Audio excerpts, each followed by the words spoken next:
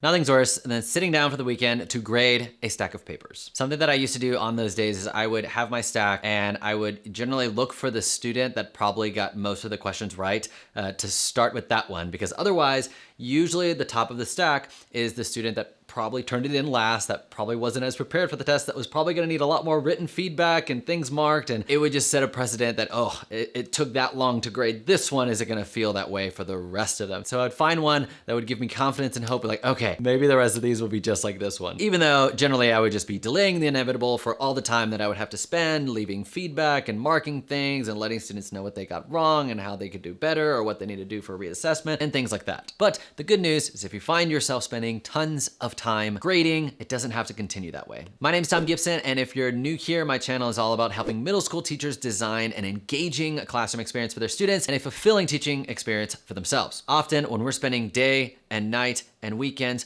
grading, it's not a very fulfilling experience for us. So I think there are two reasons why grading takes so long. One, we want to make sure that the students get the feedback that they need to know where they missed points from. And two, we want to make sure that we are actually looking through the assessment thoroughly enough to make sure that they are getting the points that they earned and deserve and that it accurately represents their comprehension. And so we could still do these two things in a lot less time. Here are 5 things that you can do to cut your grading time in half. Number 1, grade fewer things. Everything that we give the students does not have to be an assessment. And sometimes people feel if I don't give them a grade, they're not gonna take it seriously and they're just gonna turn in whatever, or they're not gonna do it. There are ways to create some buy-in for students and ways to get students to do the work, even if it is not going to be for a grade. Something that I've done in my class is give students practice quizzes, but I don't actually grade the practice quizzes. The way that it looks is it looks just like a quiz, and I tell the students, all right, we're gonna set the stage as if this is an actual quiz, meaning you're gonna try to do it on yourself,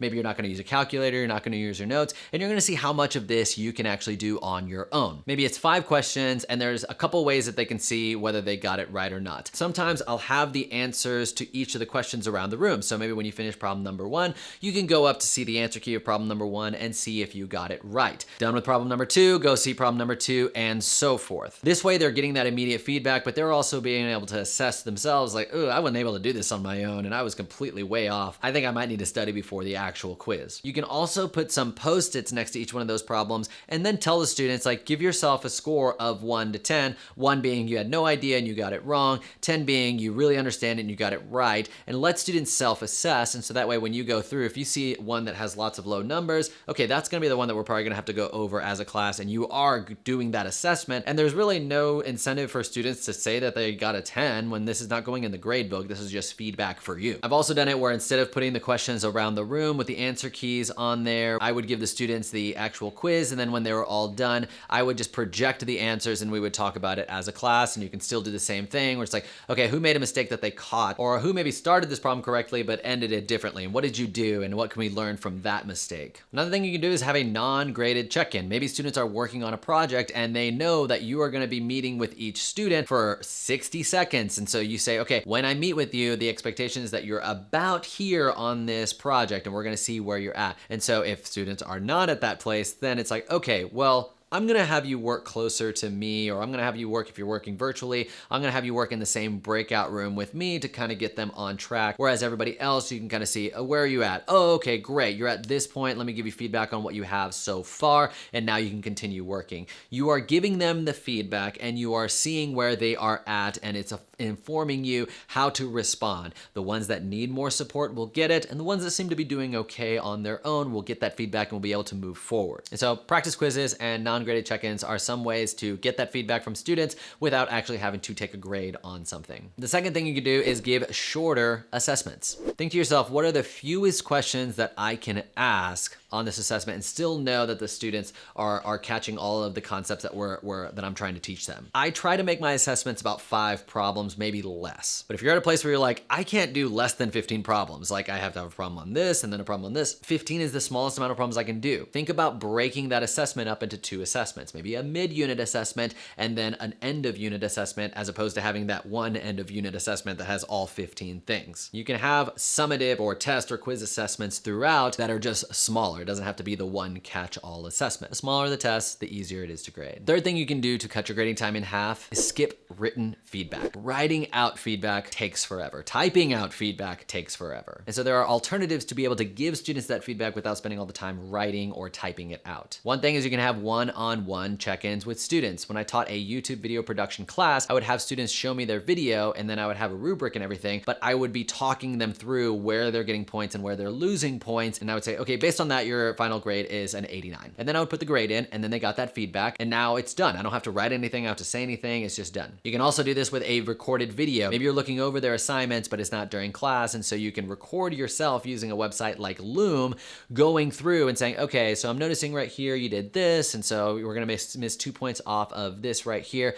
So that's gonna end up bringing your grade to a 94. And then you put the grade in and you've given the feedback and you haven't had to write it out. Something I saw several years a teacher do online with her math class is she would highlight the first place a student made a mistake. Because often math teachers will be like, well, you need to do this. And then they kind of work out the problem for the student and you're doing the thinking for them and that takes a lot of time. And so if you highlight the first place that they made a mistake, they now have to kind of investigate, why is this highlighted? I started doing this and then when I handed tests back to the students, they had to figure out why something was highlighted. And maybe they would ask me and they would say like, I don't know why I missed points off that. Well, talk to some of the people around you, see what they did. And I wouldn't necessarily give them right away why they actually missed it because it gives them a little bit more curiosity about the work that they did. It makes them a little bit more thoughtful about what they did as opposed to saying, oh, I got it wrong. That's what I was supposed to do.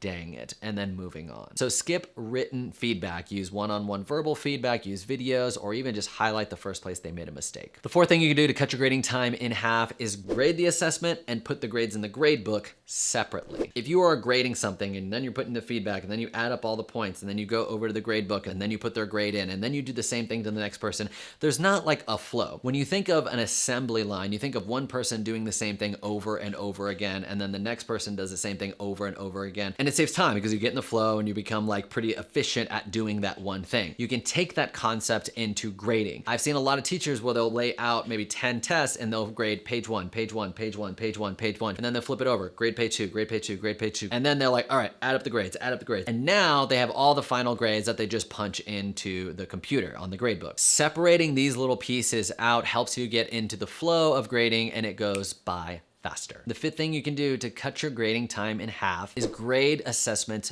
during class. Your first thought is thinking, that feels like kind of a waste of class time. I'm doing just like my teacher duties and I should be teaching the students. Teaching doesn't mean you have to be in front of them delivering content. Give them something meaningful to do while you are grading their assessments. Maybe they're doing practice problems online. Maybe they're doing a group project together. Now this becomes a good barometer of your assessment because if your test is too long, if you are finding yourself giving your students too much written feedback, or if your test actually takes a long time for students to do and most of them are not finishing until 2 minutes to the end of class, those things are going to keep you from being able to actually grade the assessment in class. But let's say you have an hour-long class. If you're only doing 4 problems on the test, most of your students might be able to finish in 20 minutes. As they're finishing and turning it in, and you're only highlighting the first place they made a mistake, you're able to do that so much faster and then give the students the immediate feedback of their test and they're getting it back that same day if you're able to while they're working on something else. And then you can even talk about common mistakes that they made. If there is a student that hasn't taken the test yet, I wouldn't give the test back right away, or if you do give it back to them,